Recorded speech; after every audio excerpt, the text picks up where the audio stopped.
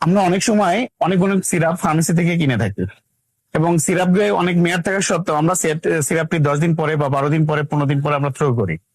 আসলে আমরা এখন না জানার কারণে এই জিনিসগুলো আমরা করে থাকি। তাই আজকে আপনাদের জানিয়ে দেবো কোন কোন সিরাপ কতদিন পর্যন্ত মেয়াদ থাকে খোলার পরে, সেই বিষয়টা নিয়ে আপনাদের আজকে বলবো। তো সর্বপ্রথম চলে আসি প্যারাসিটামল সিরাপে, যার মেয়াদ থেকে 4 থেকে 6 মাস। এরপরে আসি অ্যান্টিবায়োটিকের মধ্যে, অ্যান্টিবায়োটিক 7 থেকে 10 দিন থাকে, যেটা ফ্রিজে যদি আপনি রাখেন তাহলে সেক্ষেত্রে থেকে যাবে। কাশির সিরাপ থাকবে 4 থেকে 6 সপ্তাহ। অ্যান্টাসিড সিরাপটা আপনি 1 মাস পর্যন্ত রেখে দিতে পারবেন। তাছাড়া আয়রন সিরাপ আপনার 1 থেকে 2 মাস, ভিটামিন সিরাপ 1 থেকে 2 মাস এবং অ্যান্টিফাঙ্গাল 7 থেকে 14 দিন পর্যন্ত আপনি রাখতে পারবেন।